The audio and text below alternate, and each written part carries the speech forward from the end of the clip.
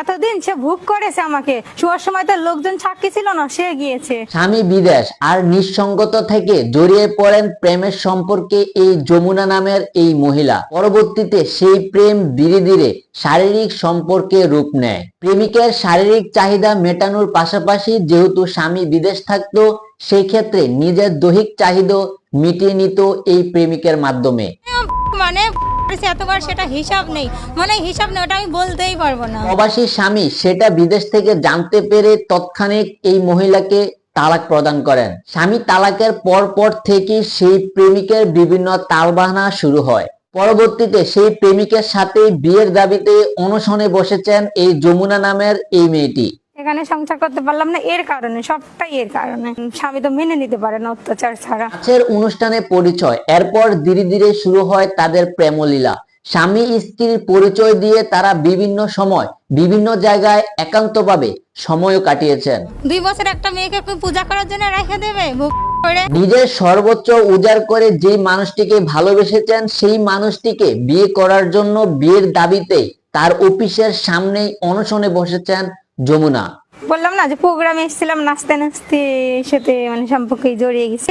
বিয়ের দাবিতে অনশনে বসা তরুণী যমুনার বাড়ি কুষ্টিয়া জেলার মিরপুর উপজেলার সুলতানপুর এলাকায়। তিনি সন্তোষ কুমারের মেয়ে। তার দাবি উপবিভাগীয় প্রকৌশলীর নিকটাত্মীয় এবং তার স্ত্রীর ব্যক্তিগত গাড়ি চালক ইমরানের সঙ্গে তার বিবাহ বহির্ভূত সম্পর্ক রয়েছে। মঙ্গলবার সকাল থেকে সেই উপবিভাগীয় প্রকৌশলীর কার্যালয়ে অনশনে বসেছেন এই যমুনা। হোটেলে থাকলে স্বামী স্ত্রীর পরিচয় দিয়েই তো থাকবে, কিন্তু আমি কিছু বলতাম না হোটেলে, যে সে আমাকে রুমে ঢুকিয়ে নিত, যা খাতায় লেখালেখি সে করতো। আর সেই প্রেমিক ইমরানের বাড়ি হচ্ছে ফিরোজপুর জেলায়। ইমরান ইতিমধ্যে বিবাহিত এবং তার 2টি সন্তান রয়েছে।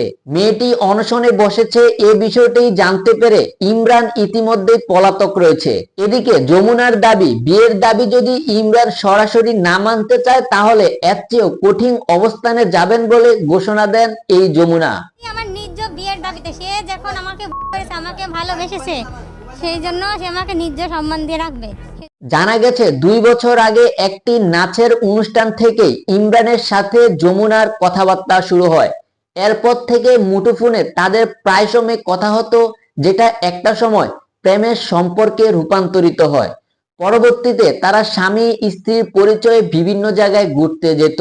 এমনকি ইমরান যখন যমুনাকে বিয়ের প্রস্তাব এবং আশ্বাস দেয়, তখন তারা স্বামী স্ত্রীর পরিচয়ে বিভিন্ন জায়গায় একান্তভাবে সময় কাটিয়েছেন। এই ঘটনা জানাজানি হলে স্বামী সৌদি প্রবাসী তাৎক্ষণিক সেই মহিলাকে তালাক প্রদান করেন। স্বামীর কাছ থেকে তালাক পাওয়ার পর ইমরানকে বিয়ের জন্য চাপ দিলে ইমরান পরবর্তীতে বিভিন্ন তালবাহানা শুরু করেন এবং বিয়ে করতে অস্বীকৃতি জানায়। এমনকি একটি পর্যায়ে ইমরান মুঠোফোন থেকে শুরু করে যমুনার সাথে সকল যোগাযোগ বিচ্ছিন্ন করে দেয়। ওই নারী ইমরানকে খুঁজতে খুঁজতে তার কর্মস্থল পর্যন্ত চলে আসেন। নিরুপায় হয়ে এবং বিয়ের দাবিতে উপবিভাগীয় প্রকৌশলী সেই কার্যালয়ের সামনেই অবস্থান নেন যমুনা।